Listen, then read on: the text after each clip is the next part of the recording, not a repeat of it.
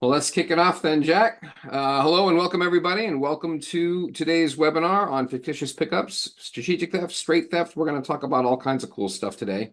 We've got a great panel of speakers for you lined up as well. My name is Kevin McMenamin. I am with Loss Prevention Magazine. I'll be your host today, along with my partner in organized retail crime, Jack Britton. Jack, how are you?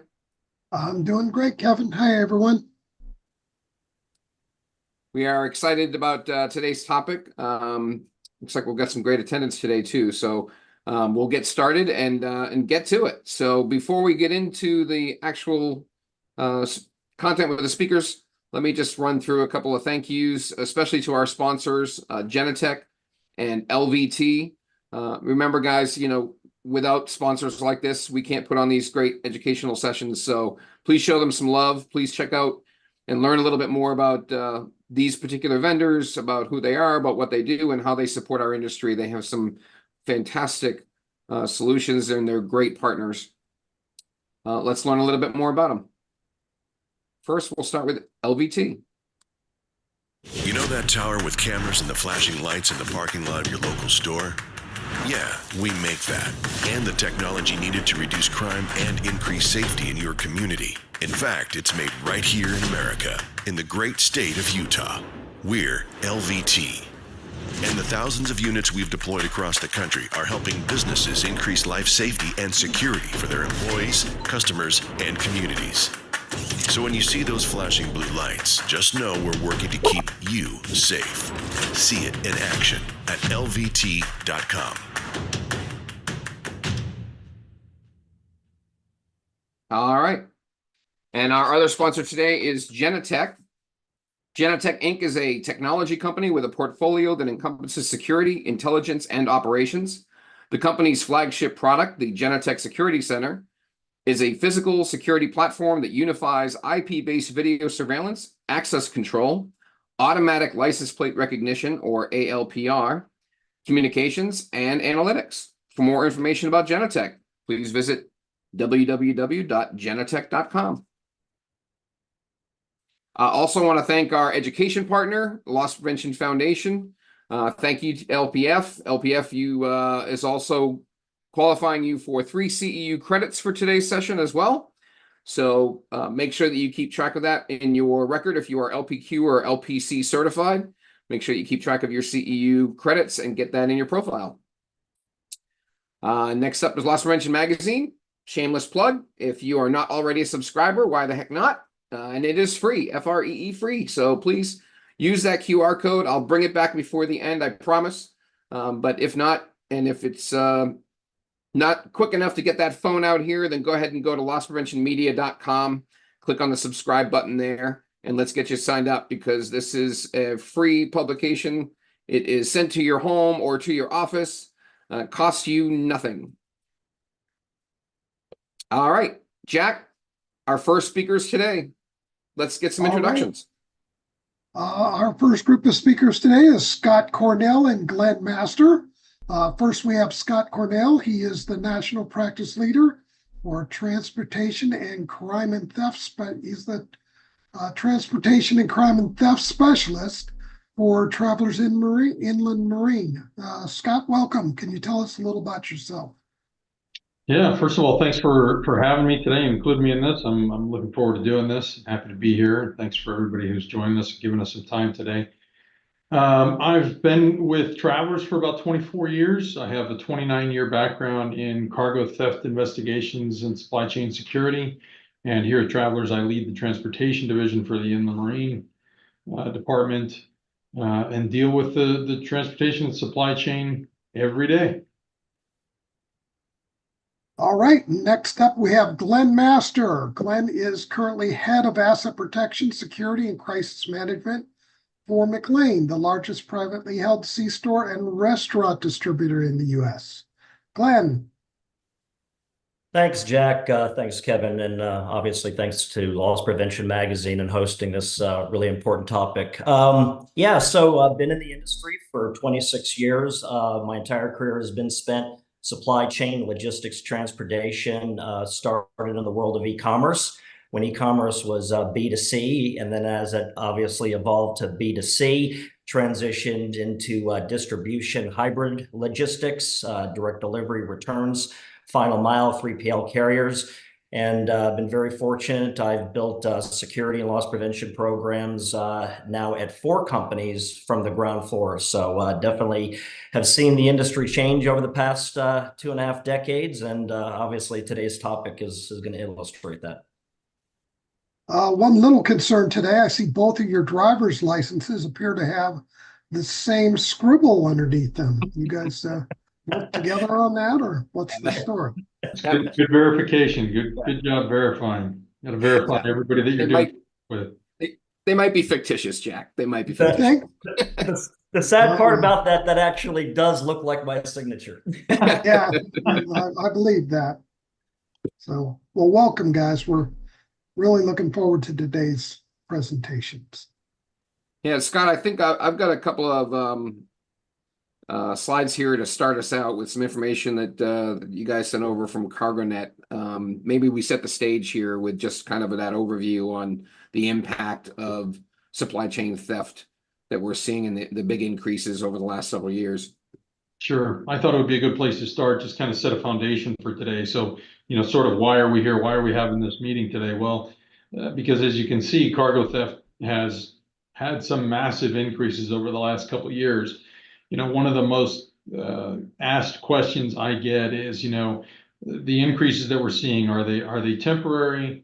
How long are they going to last? When are they going to come back down? And Glenn, you and I have talked about this a lot lately. And, the answer to that, unfortunately, is this is not temporary. This is going to continue to go up. At some point, we will level out, and that will kind of be the new norm. But unless something drastically changes in supply chain security or in regulation or something like that, I don't foresee this coming back down. And why?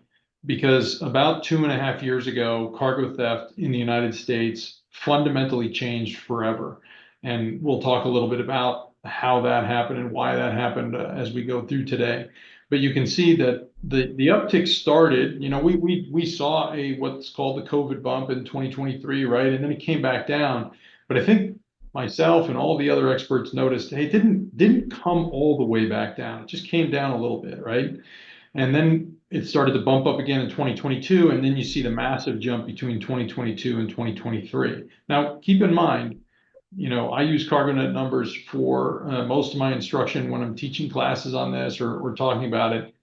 And understand that these numbers are a sample size. These are not all the cargo thefts that take place in the United States, right? In the United States, there is no mandatory reporting of cargo theft. So we don't get those numbers through the federal government like we do for other things like auto theft, burglary, you name it. So companies like CargoNet, and I think CargoNet does a fantastic job of it, they gather what they can get voluntarily reported to them and what they can get through open source data, and they put together a report. So what I always say when I'm teaching a class is pay more attention to the trends.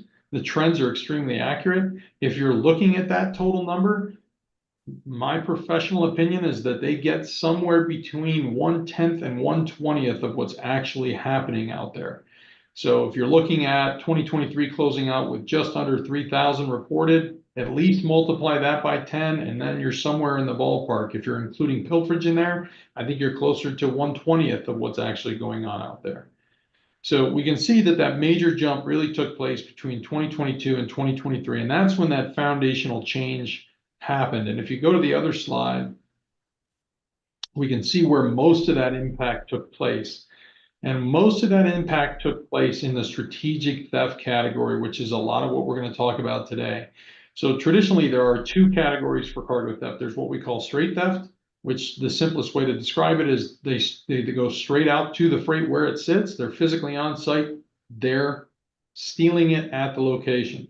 Strategic theft, the simplest way to explain that is when they basically trick you into giving them the freight, whether that's identity theft, fictitious pickups, double brokering scams, and a number of other methods.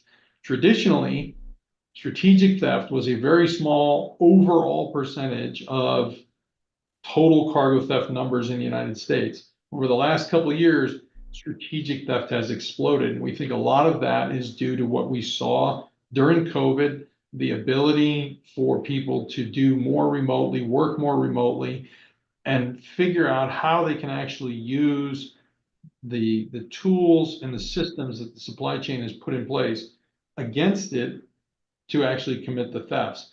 And once they realized that, once they found that gap, they really exploited it, and we saw that explosion. That fundamental change that I talk about is we've gone from traditionally cargo theft was conducted by small regional, organized, but regional and rather unsophisticated cargo theft rings. And they were usually 8 to 12 people. Most often they were related. They were fathers, cousins, brothers, uncles, sons, you name it. And they would work within a region, and they would commit mostly straight theft, some strategic theft. They were relatively unsophisticated. We knew them. Glenn knows. We'd go out, we'd conduct investigations, you'd pull video, and you'd recognize the person on the video. And then from there, you knew the methods, where they were going to try and move the stolen freight, you know, what they were going to target, things like that. And that was what we saw in the US traditionally for the longest time. Between 2021 and 2022, cargo theft in the United States became an internationally based crime. And that's when we saw the explosion in strategic theft. So now we're seeing strategic theft attempts in the United States from more than 22 different countries. These rings are much more organized. They're larger in scope. They're soup to nuts organizations, meaning they have call centers, boots on the ground. They have their own supply chain set up. They have sophisticated methods for selling the freight, whether it's online or through channels that they've established to move the freight. And what they've established at this point is a global demand, a global supply chain demand, right? And so that is what's driving the massive increases in numbers, because we went from these small crews that were selling things at flea markets or online or had a fence that would buy a load or two, to this global supply chain where they launder the freight and they can then move the freight internationally to their customer base, which has a much larger demand and is driving this massive increase. So I don't see any indication that this is going to slow down. I thought this would be a good way to start the conversation and get us headed in the right direction.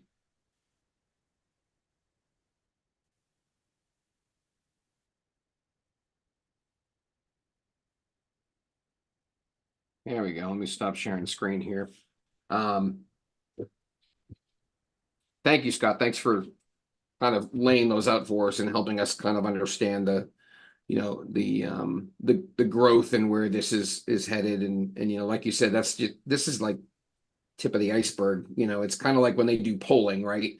You know, you pick 500 people and you get a kind of a sense of what's going on. You know, in this case, you're getting a sense based on what's being reported, but you're really not, we're not getting true numbers, because until there comes a time where these are required to be reported, we're not going to see the real impact. But we know this is happening, and you guys are living this stuff every day. Glenn, you're in a position where, you know, you're seeing these thefts firsthand.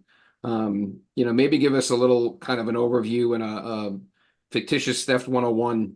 You know, what is this? What is this that we're talking about, you know, today? You know, what is it that they're doing that's taking these trailer loads of merchandise, and how are they getting away with it? Yeah, so it's interesting. I mean, Scott and I go way back, and you know, as I mentioned, in building programs for multiple companies, from a specific retailer to hybrid logistics, the whole key e-commerce piece, the evolution of this crime is nothing short of miraculous. How the criminals have been adapting. So, if I were to take us back 7-10 years ago, working for a retailer in an e-commerce type of environment from a loss prevention standpoint, the type of crimes we saw, and at that time, obviously, it was not strategic theft. It was all annotated as either straight theft or fictitious pickups. Essentially, you would just see a crew, as Scott had just explained, who would show up. They would get on a brokerage board. They would see a particular load to come pick up. They would create a fake BOL that would look very legitimate. They would show up at your distribution center in a 3 to 6 hour time slot. They would show the paperwork to the security officer. Security officer would normally contact receiving, get an overhead door, and direct that independent owner operator to the door, in which they would hand over the bill of lading, hook up to the load, and then it would disappear. So essentially driving right off the lot with $250,000 of your product. And, within 24 to 48 hours, normally the retailer would have an understanding of what took place, obviously, because the product did not get to its intended location. And at that time, as a loss prevention practitioner, it was very reactive. And how do you mitigate this? How do you reduce the exposure? And really, it was at the point of the distribution center. There was a lot of focus at the security level, training of security officers in conjunction with training the receiving personnel. And then as this evolved, the supply chain is very slow to evolve even in 2024. So a lot of distribution centers use pen and paper. At that time, we actually worked with our IT department and an outside software developer and created a check-in, check-out process with a web-based application on an iPad. So essentially, as trucks are coming in, trucks are departing. Now, instead of the security officer just looking at an ID, they may be recording the information on the security log. They may not. It may be illegible if you go back to try to investigate or research it. Now you actually are leveraging a technology application. It had the ability to actually take pictures of the drivers, that had the ability to scan the barcodes of a driver's license or take a picture of the driver's license. So now we were trying from a prevention standpoint by actually getting in the face of the driver, knowing that if you are here to steal the load, we're going to know a lot more about you than what we previously, but how we were previously trying to obtain information at the point of pickup. And that seemed to have worked, right? But again, a lot of it had to do with the training of the security officer in conjunction with receiving. So we're just not handing off the load in hundreds of loads. Now, as this has evolved, and fast forward 5 to 7 years, a recent case that I consulted on had to do with a load of alcohol. And how this ultimately ended up playing out is the criminals were based in a West African country. They actually had a call center. They got on our U.S. brokerage boards, essentially taking advantage of the holes in the system in our trucking brokerage boards. They got a load. They did that fictitiously by posing as a legitimate trucking company. They ended up securing the job.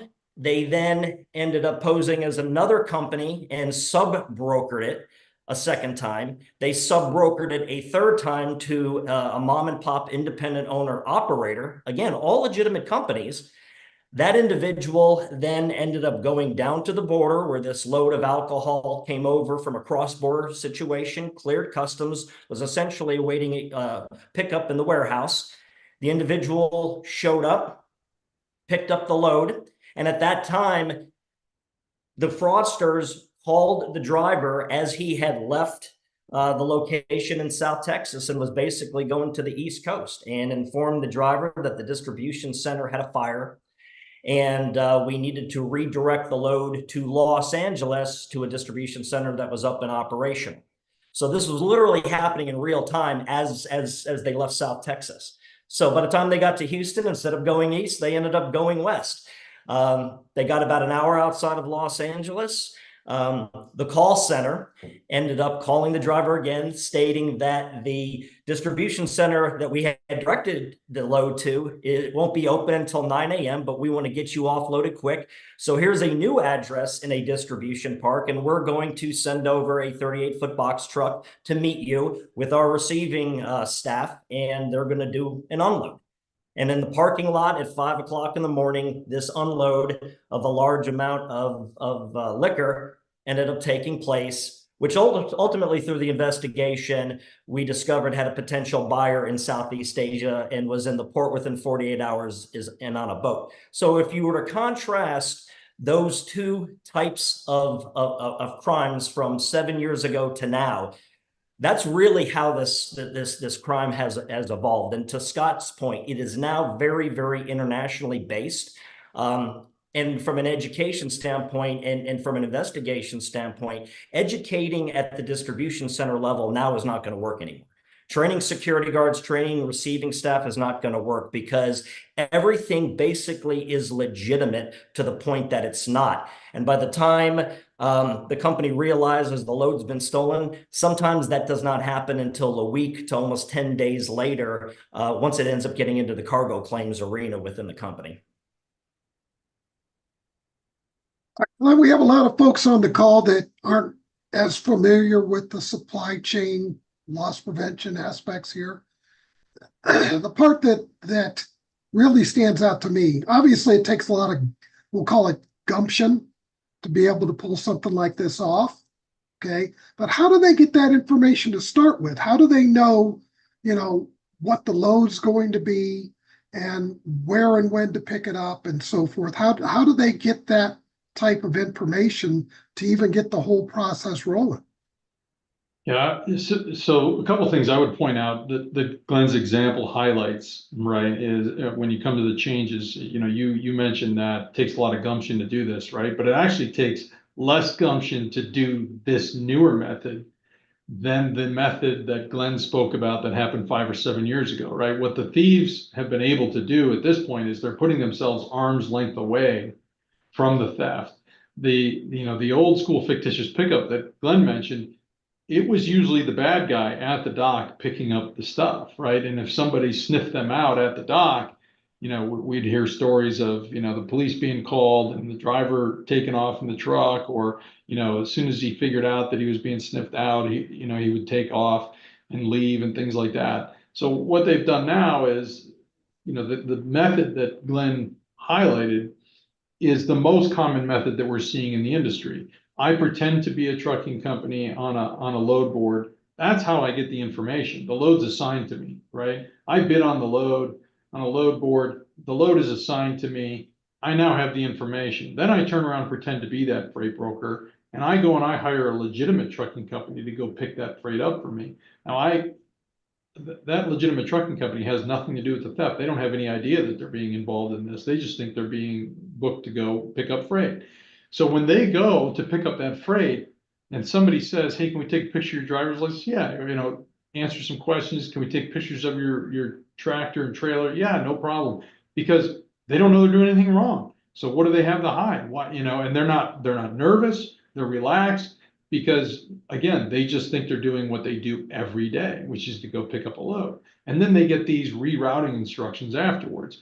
Now, some of the biggest cracks or some of the biggest cases that have been cracked come from one of those drivers who at some point during the redirect or something like that says, something's not right here, right? And they either start calling somebody, like they call the customer, they call the shipper, they call the place where they just picked up the freight, or they start taking pictures. We've had that where, we do a follow-up investigation. Our team is investigating one of those losses, and the driver goes, yeah, you know what, something wasn't right. So just in case, I took some pictures, and they had license plates in the pictures or things like that. And it ends up leading to a big bust. I think the other thing that Glenn's example highlights is that freight was almost immediately getting ready to be moved out of the country. This is another big part of the change that we've seen. 5, 7, 8 years ago, 7 out of 10 loads stolen in the US stayed in the US. Depending on the commodity, some stuff would get moved out, but the majority of it we would find or recover or find being sold somewhere here in the US. As we sit here today, 6, 7 out of 10 loads stolen in the US are being moved overseas because that's where that new marketplace is. That's where they can launder the freight, clean it up, make it look legit. And in some countries, they can go sell it as legit with the buyer never knowing, or in some countries, they're going to have chains that don't care if it's legit, and they're going to be able to open that up.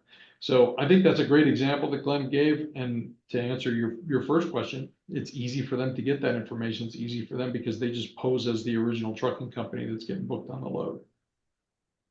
Scott, are there particular regions or routes that are like more popular, more vulnerable?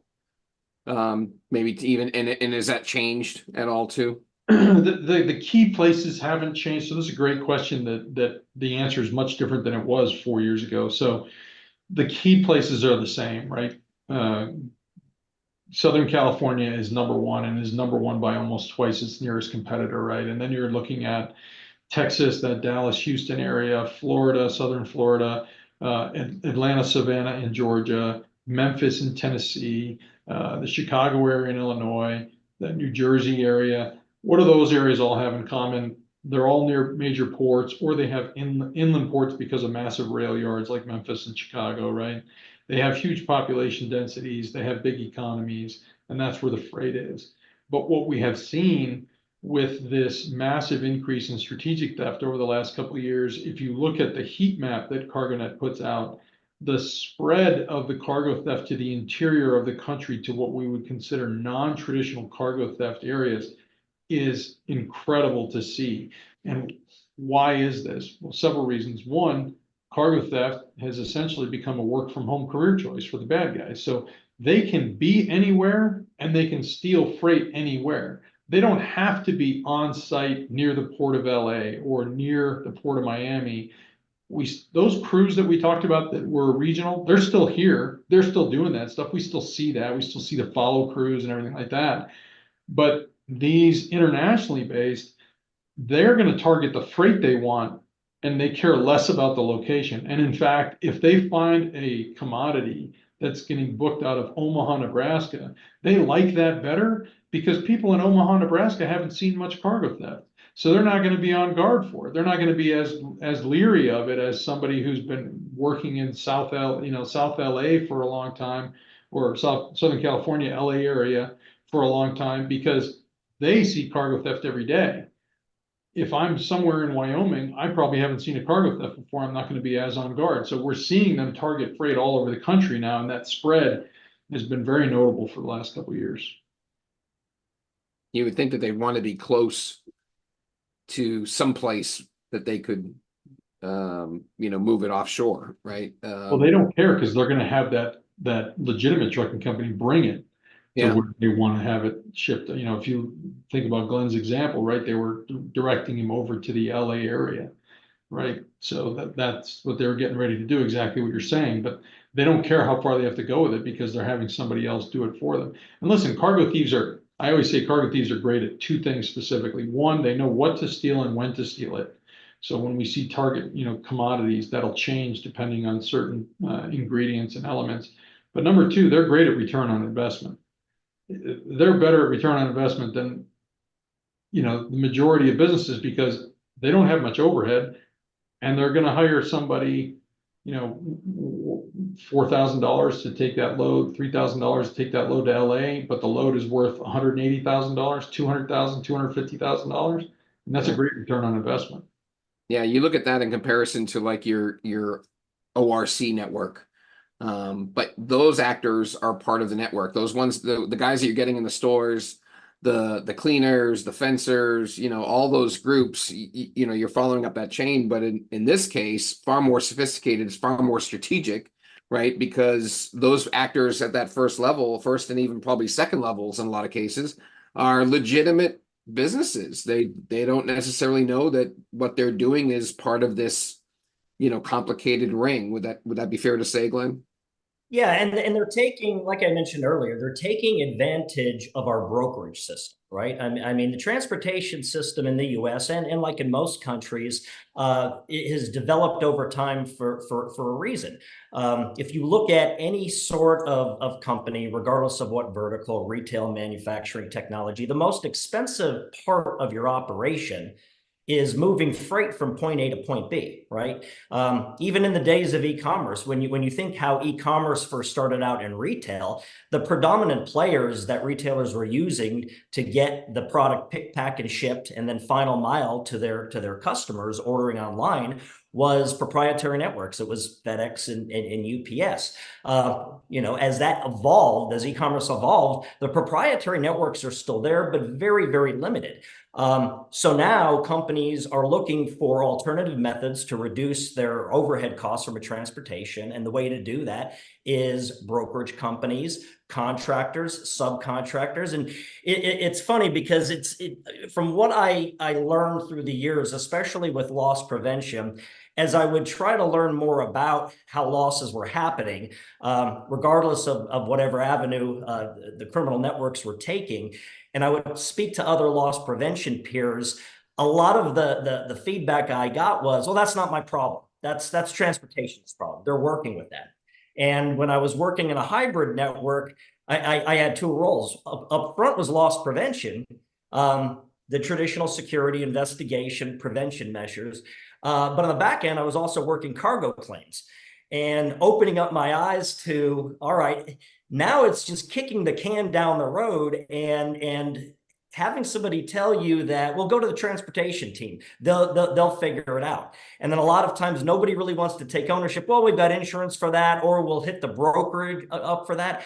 But the end user, the customer, who does not receive the freight, the end user, obviously within the four walls of your operation, what's the cost of this? It's just not lost product. If you have to expend the energy, the labor to pick, pack, and ship, and put packages on a trailer again to ship to either a store, to a 3PL carrier, or to your customer, there's a labor cost to that. And it is in the millions of dollars. So a lot of people, when it comes to this type of cargo theft, it's always been a kick the can mentality. We'll get our money back eventually. We've got MSAs with the brokerage firm. They're responsible for it. But the reality of it is, we really should be doing a better job of doing more root cause analysis, other than just reacting to a problem or just kicking the can down the road.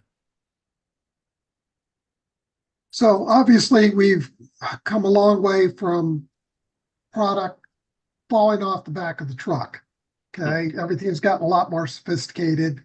We're doing a lot of different methods to accomplish the goal of getting a hold of our cargo.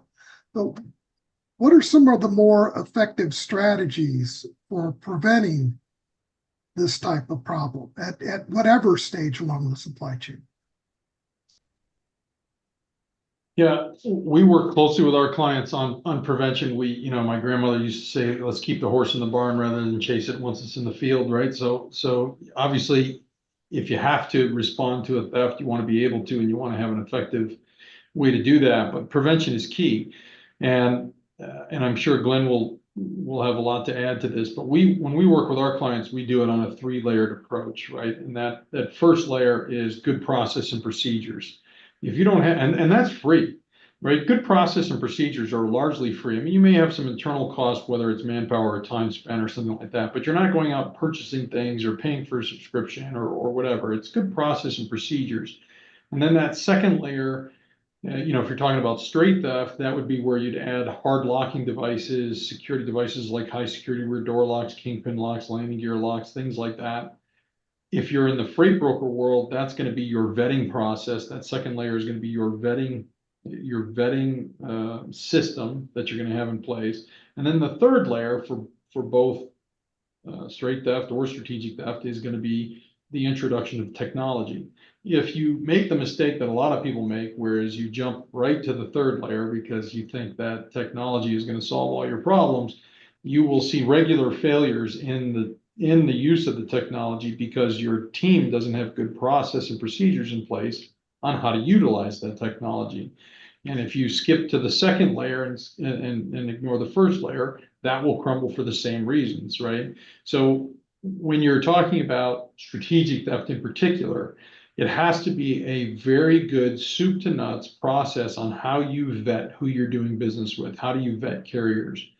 And that starts with good process and procedures. What are you going to ask for information? How are you going to verify some of that information? What's it going to look like? Who are you going to talk to? What questions are you going to ask? Then you go into that second layer of, now we're going to take all the information, we're going to put it through a vetting process, right? And part of that vetting process will be the addition of the third layer, which there are several companies that have come into the industry as of late that will help you vet the carriers, whether it's the phone numbers or verify the ELD and location, whether it's the banking information, the owner information, all those things. So you add those 3 layers together and it becomes a soup to nuts process. I think the biggest thing that I'll say here is when you look at the numbers, you look at the increases, you look at the techniques, you look at the fact that this has gone global, and most importantly, you look at the fact that this is not temporary and it is not going away. Theft prevention in the supply chain has to become part of the culture of the way you do business from start to finish, just like safety became that 20, 25 years ago, right? Whenever you deal with anybody in transportation now, we always discuss safety. Driver safety, equipment safety, maintenance safety, you name it, all of it. If we don't get to that point with supply chain security, it's always going to be spotty, and we're always going to have holes and gaps, and it's always going to be a problem. Glenn, I know you can add a lot to that.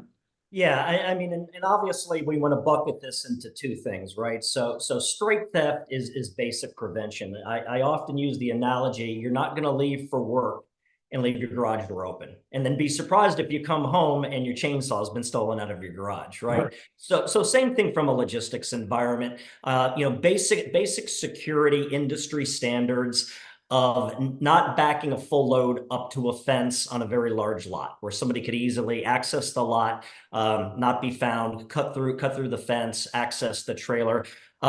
Most transportation networks are hub and spoke, very similar to the airline. So you have a main hub, and a lot of times you'll have either a satellite or a domicile location where a trailer may be dropped for an additional pickup and then delivery, because that's how our global system works, as a hub and spoke. A lot of times we fail to secure those spoke locations. So you may have a full trailer load with no locks on it, sitting in an unsecured lot, no security, no cameras, no security guards, no kingpin or glad hands on it, and somebody will just come up in a tractor, hook up, and leave. So it's for the loss prevention practitioner for straight theft. It's basically following industry standards, and especially knowing your network and knowing where those security exposures lie within the network. The strategic theft bucket, obviously, and as we've been discussing, it is gotten to a point of being so complex that the prevention piece is becoming a challenge for practitioners.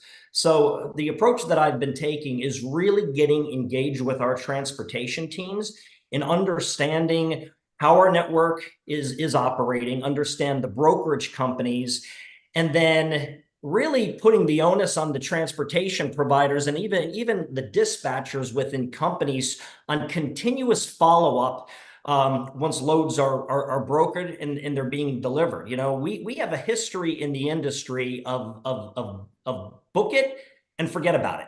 And if it shows up, great. If it doesn't show up, then everybody goes into reactionary panic mode, right? So we have to be very strategic in our approach now going forward in partnering with our transportation providers, understanding the brokers they're using, understanding how those brokers are vetting. And as practitioners, which was unheard of 5-7 years ago, actually even engaging the brokerage companies to understand what is their mitigation practices, what is their research, what is their investigation practice. Because the reality of it is, and this is why we're having this, you've got to have a strong network. Okay. I'm president of ISCPO, International Supply Chain Protection Organization. Scott and I are going to be in Toronto in November speaking about this particular type of strategic theft, because now it is going north of the border. I'm hearing from some colleagues that this is now occurring in European countries. So as Scott mentioned, it's very internationally based, and the way to mitigate this is through education versus just putting our heads in the sand and hoping that it's going to go away. And I think the one thing too that neither of us mentioned this time, Glenn, is the shippers really need to partner better.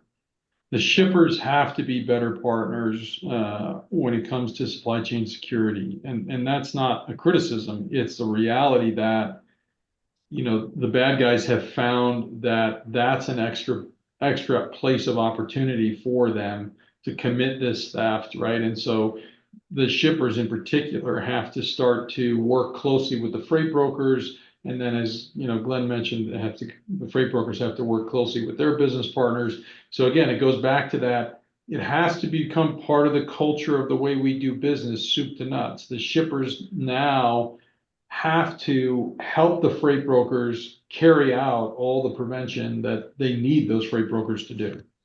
Yeah, you would think, back in the day, it would be unheard of for a loss prevention practitioner, especially, let's say, in a retail environment, to go outside the four walls and actually be speaking with the brokerage company or be speaking with security practitioners, their peers, in the shipping industry. But the reality of this is the only way we are going to be able to educate ourselves and combat this new way of doing business for the criminals. And that is expanding the network, continuing to educate yourself, and getting a partner. I can tell you, at least from the straight theft standpoint, it is a rarity that we do not work an investigation where if a crew comes in and actually hits the distribution center, hits the yard, that crew has not hit 3 or 4 other companies within a 48-hour period in a particular geographic area, right? And for the police and to get their involvement in investigation, it's a lot more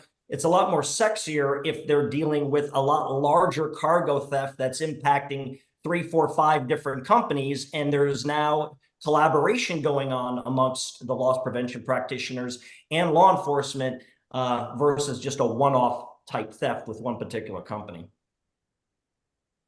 Well, with the international angle on this, especially, but even in in local and regional response from the shipper, the retailer, law enforcement, that whole collaboration angle, appears to be something that really needs to evolve as well. What's that like? Obviously in the organized retail crime arena, we have the orcas.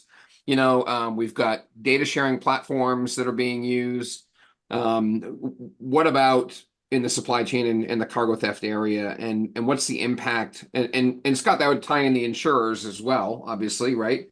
So, how are we doing this with bringing together the shippers, the retailers, the insurers, law enforcement, and what's that collaboration effort? I mean, Glenn, obviously with a giant nod to ISCPO, because you guys are leading that charge. We're going to speak to Jessica Lowrance, who has a whole sort of supply chain group as well.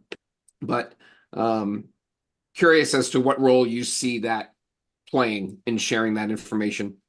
Yeah, and I'll speak from the networking standpoint, right? So I think, and I've often said this, hence the genesis behind the ISCPO organization or TAP or any other of the organizations that are out there. And it's really no different than how we collaborate amongst retail trade organizations, right? The larger your network, you're going to develop 2 things. One, a broader education on understanding what risks, exposures are that's impacting in the industry. And then 2, when you have to work on mitigating the exposure or doing an investigation, you're not doing it alone, right? And that's where it's critical, where you start talking to people and all of a sudden you realize, and you don't feel isolated on your own island, all of a sudden you realize, wow, we are now part of a lot larger domestic and or international criminal network. And now we can put all of our heads together. So as I mentioned before, the organizations, no matter what they are, find an organization out there that specifically relates to the supply chain industry, to transportation, law enforcement. A lot, obviously there's been a lot of talk about reduction in funds for law enforcement, and that's especially in the arena of cargo theft. But a lot of departments still have individuals out there, and that is their bread and butter, is they work cargo theft, and they are always willing to want to network and connect with private sector practitioners because their resources have been cut. And on the private sector, we obviously have the resources to pull everything together and really spearhead the investigation, not only with law enforcement, but also with district attorneys through prosecution. Yeah, I think, and the networking is critical, right? And Glenn mentions how big is your network. I mean, just last week, Glenn, we were on the phone about something, right? And sharing information, sharing points of contact and things like that to get a quick result, right? And I think when you talk about organizations, I was one of I think the first group of board members, was it the first group or the second? ISCPO, yeah. First group of board members for ISCPO. I'm currently serving as the vice chair for TAPA, which is the Transported Asset Protection Association. Both of those organizations are nonprofit, right? I think one of the things that's great about a lot of the organizations that drive this networking and supply chain prevention and information sharing are nonprofit. They don't have a commercial angle to them, right? They're not out there trying to make a bunch of money. They're just trying to bring everybody together. So I think both of those organizations that's their main point, is how do we create a network? How do we develop resources for everybody? Big part of that is education. ISCPO holds a couple of different educational opportunities a year. TAPA holds the T1, the National Cargo Theft Summit every year, and then the T2, which is in December, which is a highly attended cargo theft education session. We host one of the largest attended cargo theft summits in the country with CargoNet, and that's coming up in Monrovia, California, October 2nd and 3rd. But that's been an annual thing for just over a decade now. JJ Coughlin, who runs the Southwest Transportation Security Council, that's one of the longest standing, if not the longest standing regional security council. Again, nonprofit, very, very small fee to join. JJ puts on one of the best education and networking sessions every year, right around March or April, depending on how things are falling. And then some of the bigger organizations like ATAM, TCA, TIA. I sit on a task force for the TIA, who's really been trying to outreach to their client base over the last year and a half or so.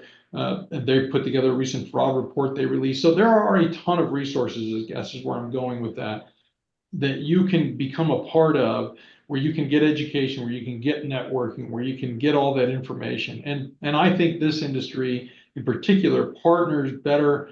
I've been in investigations, I've been doing cargo theft for almost 29 years, but investigations is a total longer than that.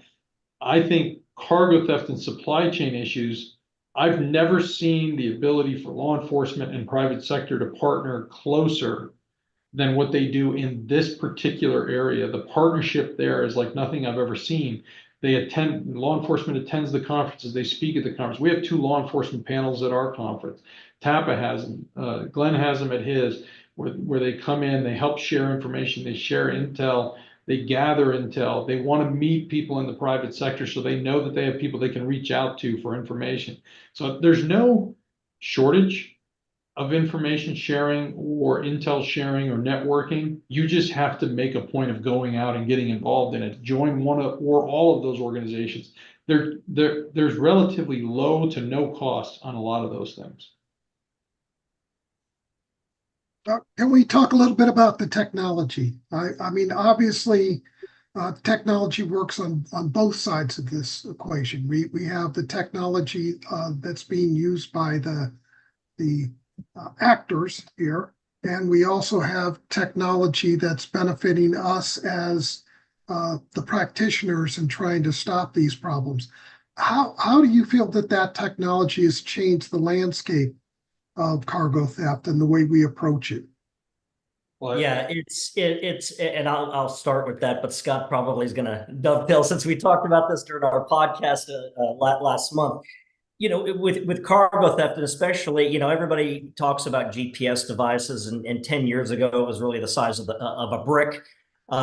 It wasn't a very viable option, and that's if it actually worked. Now, obviously, the technology has decreased in size, its capability, whether it's pinging off of a cell phone tower, satellite, a combination of both. I think the biggest change that I've seen with technology, really, as it works with the solution providers, is before the solution providers really would just have a one and done application. This is what we built. We think it's going to work for you. And if it was a good solution provider, they would ask you about what the results were. But most of the solution providers really, it was a one and done type of application. I have never seen more collaboration with solution providers than I have in really the most recent 2 to 3 years. And that's across multiple facets, whether it's e-commerce, moving small packages through 3PL final mile networks, GPSs on tractor trailers, or trains or cargo containers. I mean, the capability right now to leverage our technology worldwide, where you could actually track a cargo container on a train moving from China across Siberia into European countries on delivery. That's something obviously that was not present 5, 6, 7 years ago. So I think just the collaboration in itself, working with the solution providers, they're very open to hearing case studies of our investigations, what's working, what's not working. And the reality as a practitioner, we should be doing a better job, if you're already not doing that, by challenging the solution provider to come up with a solution to your problem. If the technology semi-works and it really doesn't work 90% or greater to mitigate your particular problem, challenge your solution provider to come up with a new and innovative way of doing things. Right, Scott? Yeah, I couldn't agree more. You know, Glenn and I joked when we did his webinar that when we started, the tracking devices were the size of a brick. They were $3,000 a piece. The battery life was terrible and the coverage was terrible. And now they're, you know, they go anywhere from, you know, single use can be anywhere from $50 to something with all the bells and whistles, $250. And they can track pretty much anything like Glenn talked about. I think technology's come a long way. When you talk about it on the straight theft side, you know, that covert tracking, cameras, you know, plate recognition, like one of the sponsors has, things like that. Those are all critical, and those have come a long way on the straight theft side, as well as monitoring systems, algorithms within the cameras that can recognize whether it's a dog, a human, a car, so that people don't have to stare. You know, the old days of security guards staring at a screen until they fell asleep at their desk and then missed what was going on should be gone, right? Theoretically, if you're keeping up with technology. On the strategic cargo theft side, you know, you have companies. You know, we have an innovation page that we talk about for our clients, where we go out and we kind of look at different vendors and, you know, do they offer something good? And then we bring those to our clients through that. And companies like Verified Carrier, who will help you verify the company that you're doing business with, make sure that the trucking company is legitimate, that it's not one of these bad actors trying to steal freight. You know, companies like Transport Security, who have the hard locking devices and the tracking capabilities. CargoNet, who, you know, supplied us with those slides, that is there for reporting and gathering information and insisting you on trying to help you get your cargo back if you have a loss.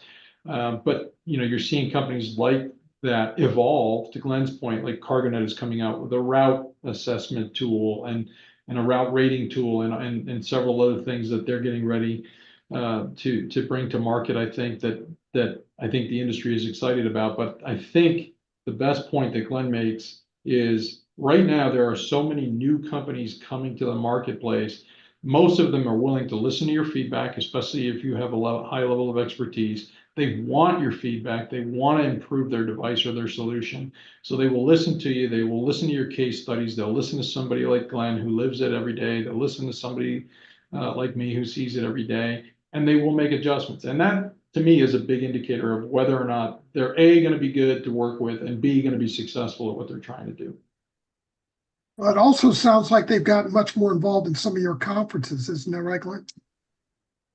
Yeah, so our organization, you know, we took a little bit different avenue.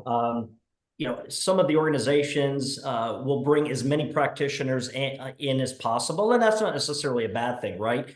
You look at GSX, which obviously is the largest global security organization worldwide, and I'm next week down in Orlando, and I'm sending several of my folks down there because I have a particular challenge that I've yet to find a solution for in the industry. And there may be a solution provider, you know, domestically or internationally, that might be coming down to the event, and they've got an application that's going to suit us for the particular risks and issues that we are currently having. With the ISCPO, we've taken a little bit different path. What we've tried to do is identify solution providers that are really best in class at what they do as it relates to transportation, logistics, security.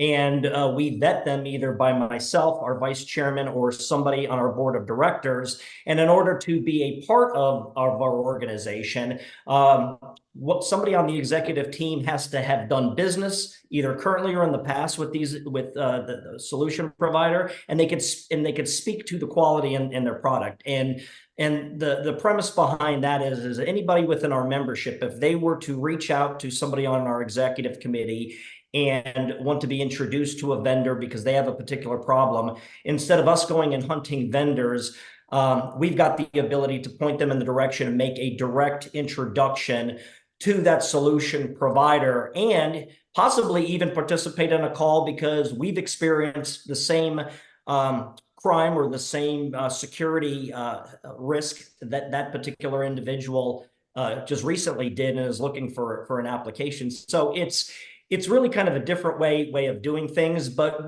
regardless, solution providers really need to be part of the solution versus just being considered as application vendors.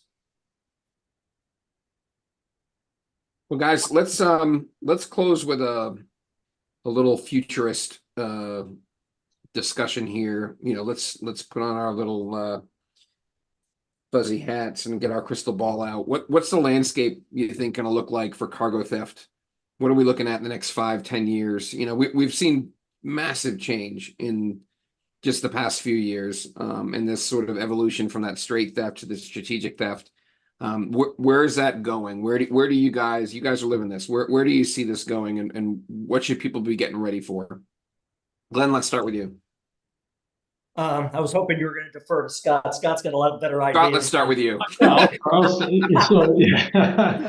So I think it's interesting. I plan on talking about this at our conference in the next couple of weeks. So it's a great and timely question. It'll give me a little bit of a practice run with it. But I think when you look back over the last 10 to 12 years, the bad guys have always forecasted where they're going, right? So, you know, in 2013, we ourselves, you know, our investigative team here at Travelers, our SIG team, and people like Glenn and several other people in law enforcement worked a big pilferage case along the I-40 that was called the I-40 case. And that pilferage case was about really high-end electronics, right? Which has traditionally not been what we had seen for pilferage. It was mostly smaller stuff and the values were low, and so it wasn't talked about. And we kind of took that case study to the Texas Summit and said, hey, this is coming and we think this is going to be a bigger problem. And sure enough, a couple of years later, it became a bigger problem, and still a big problem to this day.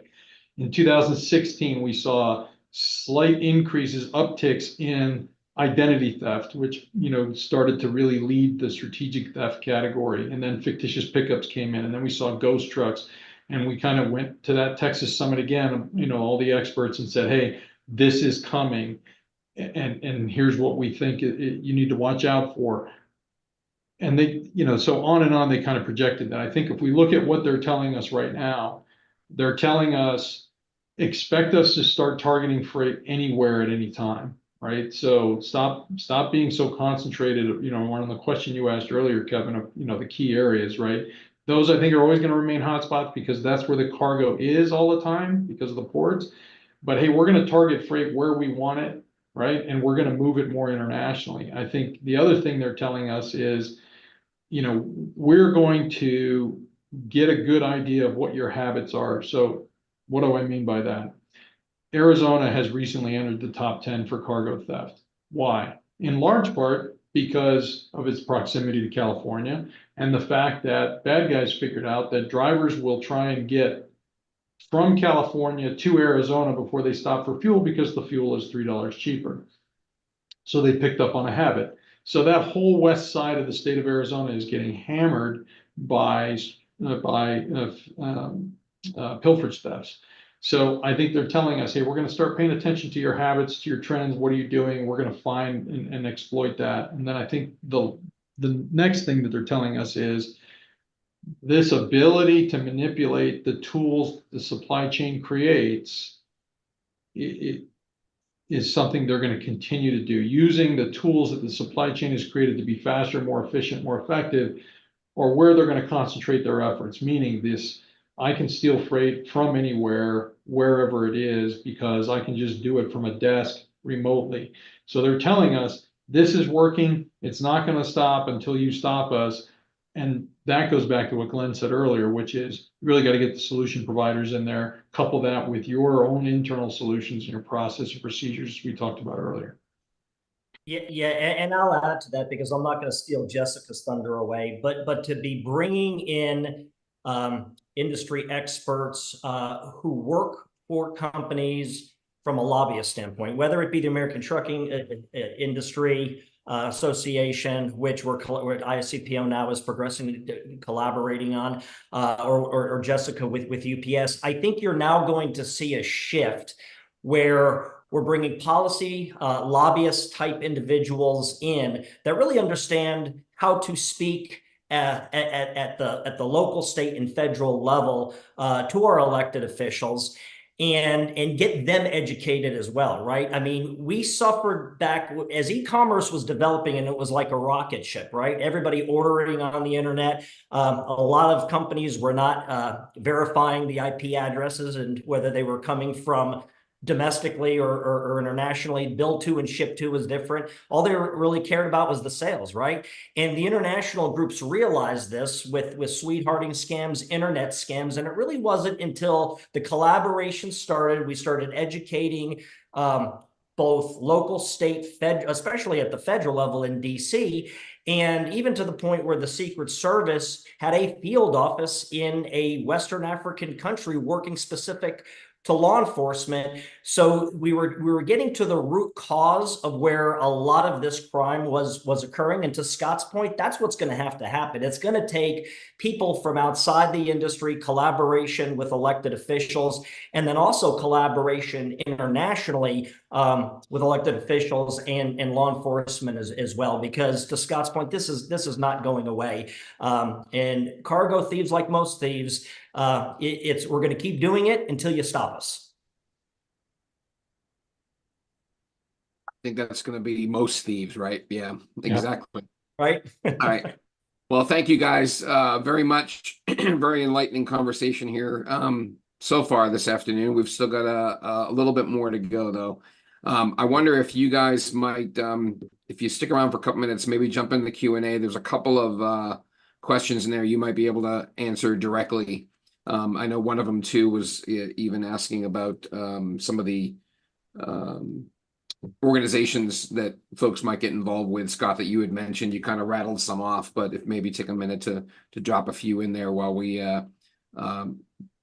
look to introduce Jessica and continue this conversation now in a little bit different direction and get into some of the more legislative efforts that are going on out there.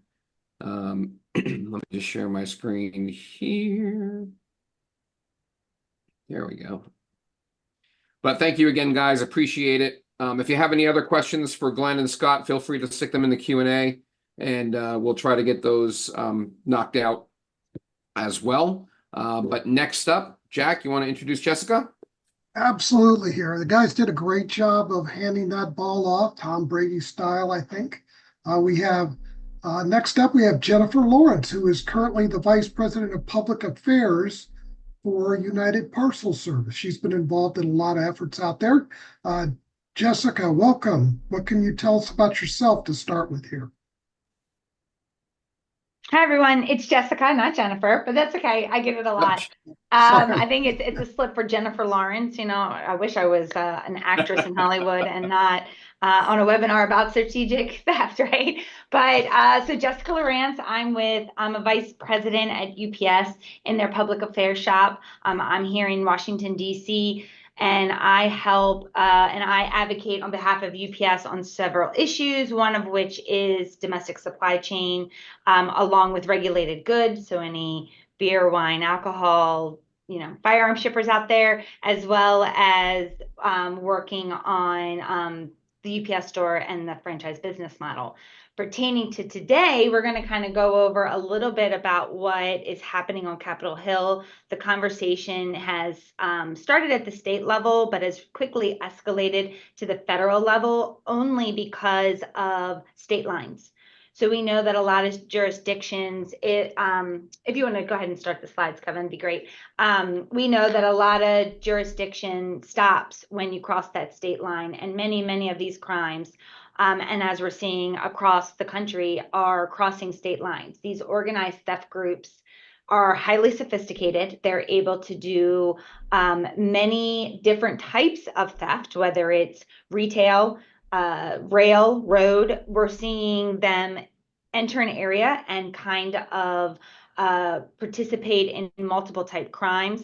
HSI would tell you that they're so sophisticated that, you arrest 2 or 3 of them and 2 or 3 more folks pop up in their place, right? So it's a consistent organized crime effort, largely transnational organizations that are moving into the country in a vulnerable spot, as our previous panelist said, to really kind of take American goods, launder them, sell overseas, sell domestically. Sometimes we're finding that American businesses are buying back the goods at which they were stolen from, right? So we're trying to work in ways that on Capitol Hill to educate and kind of give a story to this. We know organized retail crime has largely been centerfold because it was so graphic, right? You could see the smash and grabs.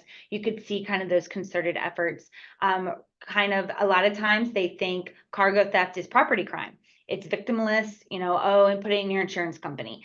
But we're seeing that on average, it is over $115,000 per cargo theft instance. And that's on the low range, right? And again, as Scott said, it's not as reported as we would like. Nobody wants to raise their hand and say, oh yeah, don't use our network, we get stolen from, right? So it's one of those where we are working to kind of gather and put our arms around the data from start to finish, railroad, retail, and really look at what is being impacted, where it's happening. And another thing we're seeing is when you squeeze a balloon in, think about the LA ports, you squeeze that balloon and where does it pop back up? Well, now in the deserts of Arizona, right? So, it's not going away, as everyone has said. It's more about how we're going to manage it. And we believe that a more concerted federal effort needs to be paid attention to this, whether it's, when you talk to different companies, they work with various different agencies, but largely what we would like to see is one agency kind of be tasked with this initiative to combat supply chain fraud. More so than just retail, more so than just rail or road. We need it to be a concerted effort because we know that the hotspots, as you can see, are all over the country. And as you squeeze that balloon, they do pop up in other places. They pop up, where trains switch. They pop up in large warehousing districts. They're popping up, along a major highway and hitting the warehouses all along the, the 110 or along the 10 and south. So it's all these different kind of sophistication and ability to adjust very quickly, faster than we're able to, or law enforcement is able to. So next slide. We are seeing that telling the story is the most important part on Capitol Hill. It's connecting the dots and advocating for one kind of agency to take control. We see that as stolen goods continue to rise, it's starting to affect prices. It's starting to affect our food security. It's starting to affect all different aspects of not just, that one business who, is very well off, lost some goods. It is across many, many different sectors. It's affecting more than just a business. American households are starting to feel the effect of it. And we're starting to hear more and more of it. And it's not victimless, and it's increasingly becoming more dangerous. You can see here on the slide some of the top goods that are stolen. That food and beverage, energy drinks are huge, right? And I'm probably preaching to the choir on this, but they're quickly turned around and sold overseas because in many countries, energy drinks that are legal in the United States are not legal in other countries.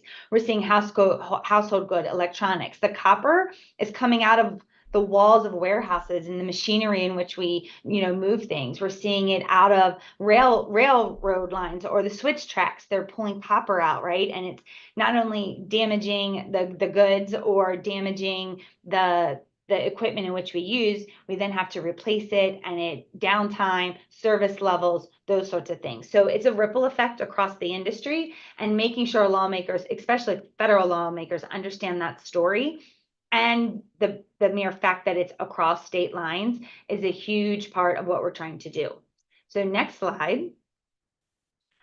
We started in, when I say we, it started small. It was UPS and Union Pacific. We kind of started working towards getting appropriations to have a line in the sand with an agency and with someone looking at it from not just a retail perspective. And so in the 2024 Homeland Security Appropriations, there was report language that directed HSI to create a report around the state of the industry and what was happening in regards to cargo theft. That has since been released.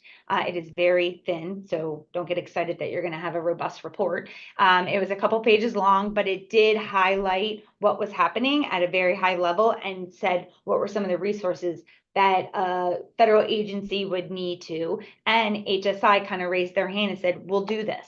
Our purpose is to investigate and seize assets in transnational organizations. And we're seeing that the money made from these goods are not just staying in the States. They're being used for other high transnational crime, human trafficking, movement of, illegal drugs, fentanyl, those sorts of things. So it's not like someone's coming in and only, stealing from, a UPS truck. They're coming in, they're hitting an area, and they're bringing other illegal matters with them. So to build on our 2024 appropriations, we've been working with several groups, which our partner organizations, I'll talk about in a second. But in 2025 appropriations in the House language, we were able to put forth $2 million funding for the establishment of a fraud and theft task force within HSI. And this fraud and theft task force would largely look to investigate and begin to connect these larger dots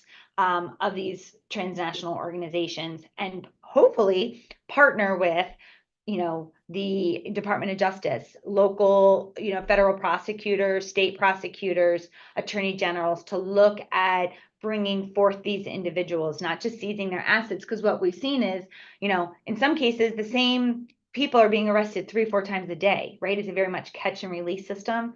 So we need something larger than, and not that local law enforcement isn't combating the cases, but something larger to look at what everyone's doing in an area or in the next town over, or even the next state over. We also saw a lot of money be put towards the tracking, the data of this, the systematic entry of this data is going to be a heavy lift. And something that, as I learn more about it, whether you're looking at the Innovation Lab at HSI or other agencies and their technology and software cloud-based services, there is quite a price tag to being able to house this information. So we're looking at that in 2025, as well as designating special prosecutors with the Department of Justice to only handle cargo theft. $2 million, that's 2 to 3, 4 folks. They most likely be regional, not out of headquarters in the hotspot. So, think California, think maybe Arizona, Chicago, Memphis, Dallas. We're even starting to see activity in Florida, right? So Atlanta is a big one. So having these regional kind of prosecutors to take these cases, connect these dots with the investigation, with the agents in charge, and kind of bring forth those charges against them, and working hand in hand with that. Next slide. So that's appropriations, which is a different process than legislation. So one of the largest pieces of legislation that most of the industry supports is Safeguarding Our Supply Chain Act. It was introduced by Representative Valadeo out of California. And it does establish kind of a collect-all for the data, right? So we've been working with HSI pretty closely to identify how they would want to receive data. So they have their National Lead Development Center, which has been taking a lot of this information in. If anyone's interested and you guys have been collecting your own internal data, HSI is looking for test partners to bring forth cases in which they can investigate, seize assets, and work with and try to start connecting the dots in these transnational organizations. So the National Lead Development Center would kind of act as the center to collect the data, which they then can parse out to these regional task force as in appropriations. So this would legislate and permanently establish these task force regionally to then work the cases, to bring forth the evidence, and then partner with those prosecutors that we had hopefully will be called out in a 2025 DOJ appropriation. So the point is, again, to create kind of federal response to this kind of a local crime, but it's happening so frequently and such high sophistication that we need something more than just local law enforcement, taking out one ring, because that one ring probably has 8 different cities under their kind of shield that they're working under. The next slide talks about the Combating Organized Retail Crime Act. This is CORCA. This is more has a retail aspect to it than cargo. So cargo is kind of somewhat encompassed in that, and I think you saw from the earlier slide that HSI has said that 58% of all retail crime is cargo theft. So it happens between the warehouse and the retail outlet. So there's definitely a cargo component to CORCA.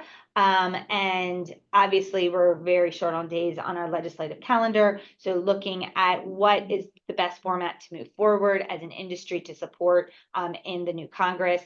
And kind of deciding, is it a center? Is it, beefed up National Development Center or their innovation lab, additional resources for HSI. Some folks work very closely with the FBI. Is there funding for both, and everybody's holding hands? We find that a little difficult sometimes when there's not one agency with the lead, but you can see that there's definitely consideration from a federal level on this. There was just 2 hearings this week. It was a House Appropriations hearing where they had the Inspector General from DOT. And it was a congressman from Arizona asking the OIG about the increase in cargo theft. He talked about Arizona. He talked about his brokers and his small trucking companies out of Arizona and how this is very impactful. What was DOT doing about this?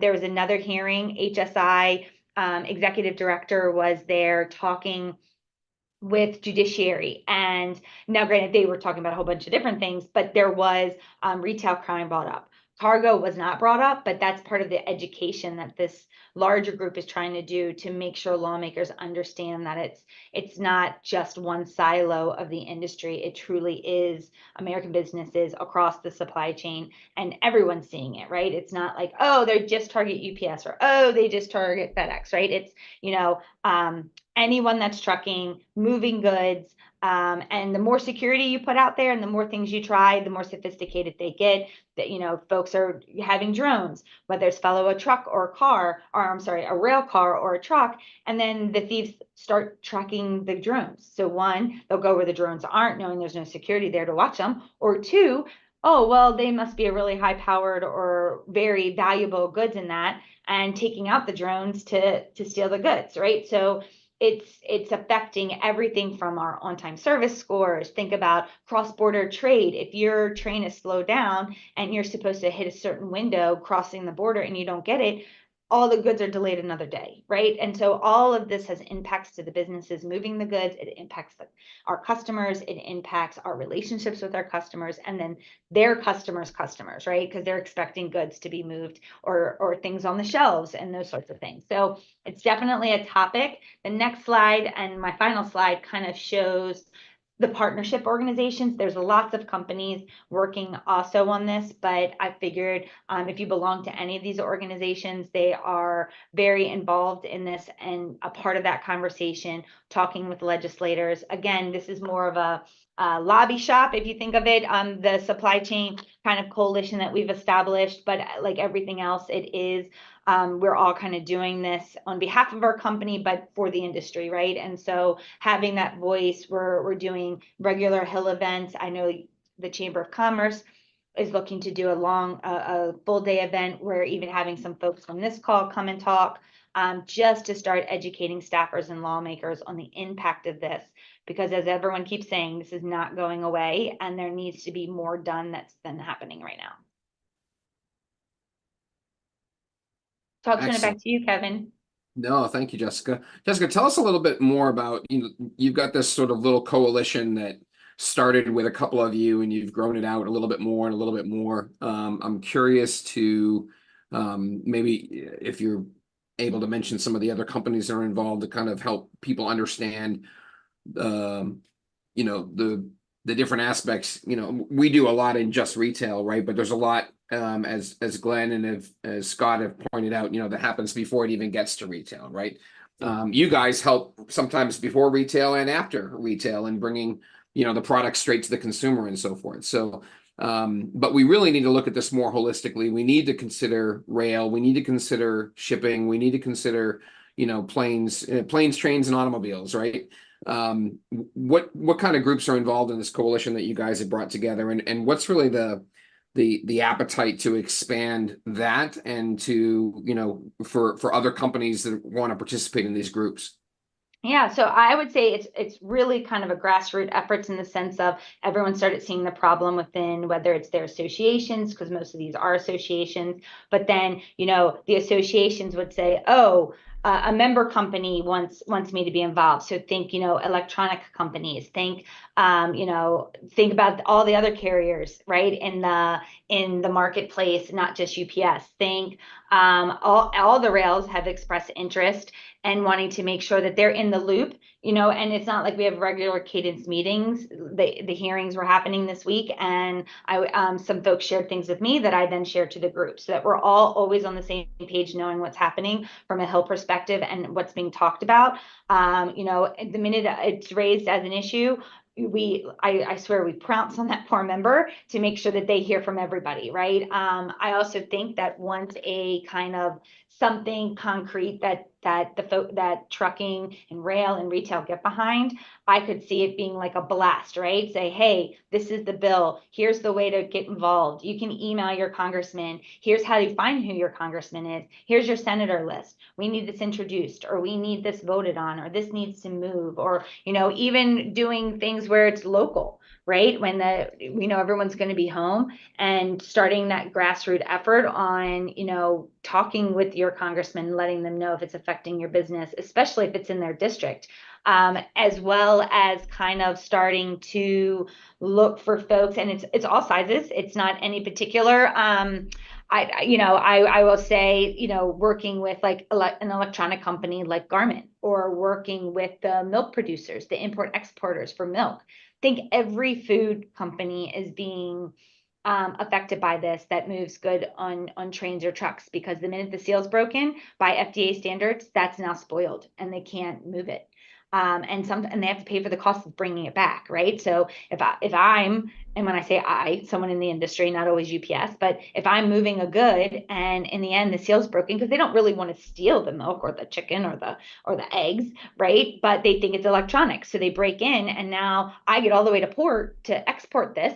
Its seal's broken. I got to bring it back, right? I got to bring it back to the company. So that's an additional cost to me that I'm charging them. And so, look at, think across the board. I mean, you could probably name a company and they've at least raised their hand and said they're seeing these things, right? Some are going it on their own. Others are, involved, but waiting to see what the final product is to put the support behind it, sort of thing. So I definitely think that as we continue to, build out, it's going to be a grassroots, there's no dues or anything that we collect. It's more like, hey, everyone kind of carries their own water, and they're all supporting it. Everyone in the industry is saying the same thing, that it's a major issue, and here are where I do business, and this is where it's affecting me, and oh, by the way, we all support this bill. After a while, it becomes a no-brainer. So avenues like this really help to spread the word on what we're doing, so that when it is time to press go, we would hope that,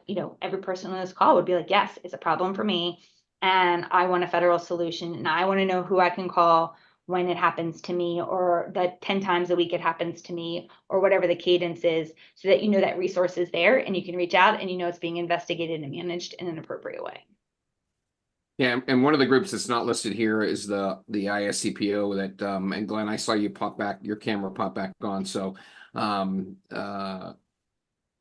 apologize, I didn't see that in advance to add you guys in there, but we did make sure that we mentioned and gave a link in the chat there, I think, as well. Byron was good to put that in there, but definitely seeing an uptick, I think, in these groups coming together. Obviously, you're doing some really great work in pushing the legislative efforts. I think, the opportunity for this supply chain fraud and theft task force.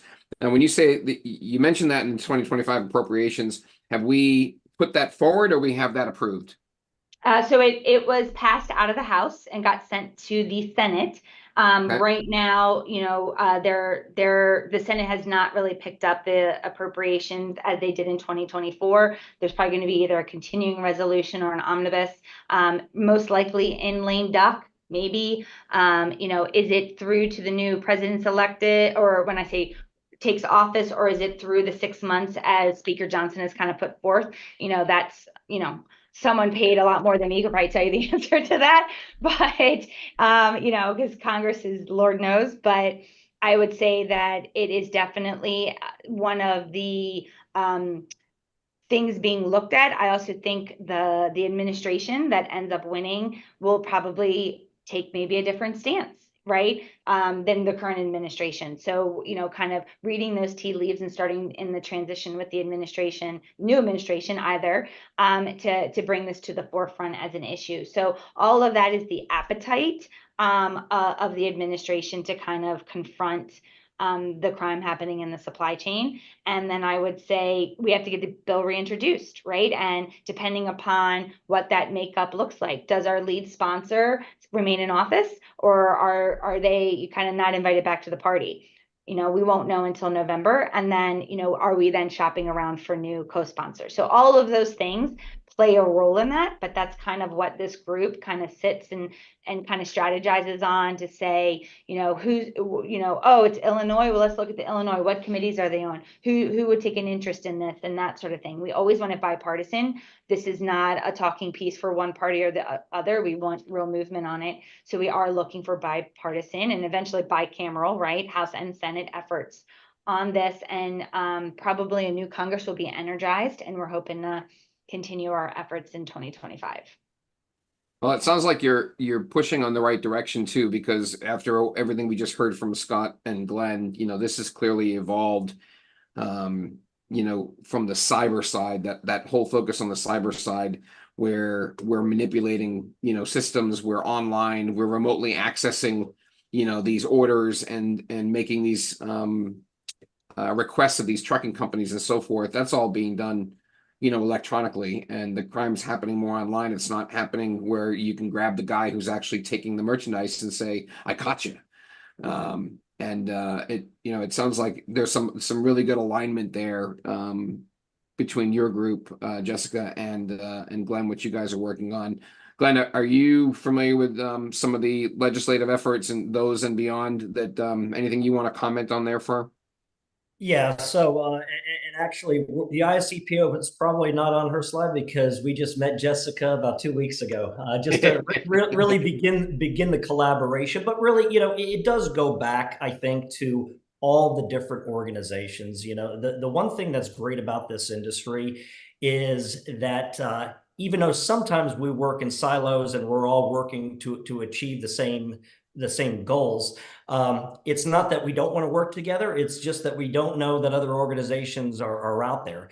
And sometimes we take it upon ourselves to where we have to grab the baton and run with this. But as we collaborate more and as we expand our networks, like I said, we're working with the American Trucking Association. We just had some recent collaboration with them, with Jessica's organization. So I think where we're at is, from a crossroads standpoint, is that we all understand that the crime now has evolved. It's changing. It's rapidly changing. And in order to reduce our exposure to this across multiple verticals, because when you really think about the supply chain, regardless of whether it's retail, manufacturing, technology, pharmaceutical, whatever vertical you're working in, everybody utilizes the global supply chain in some form or fashion.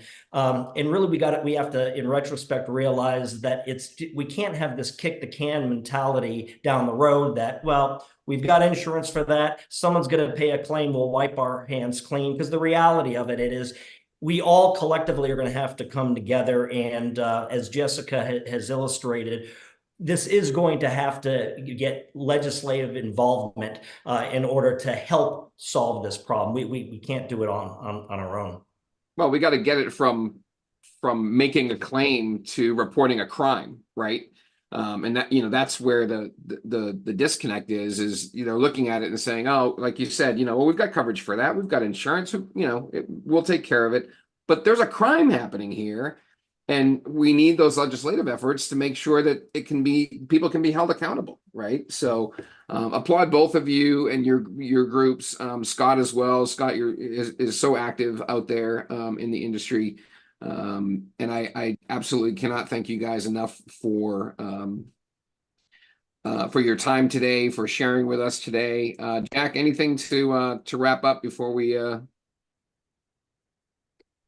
close? Just real quick here, Jessica, if someone wants to get more information or wants to learn more about the Supply Chain Coalition, where can they go and look? Oh, you're on mute, Jess. Thank you. They can email me. That's fine. I'm happy to connect and talk with folks that are interested for sure.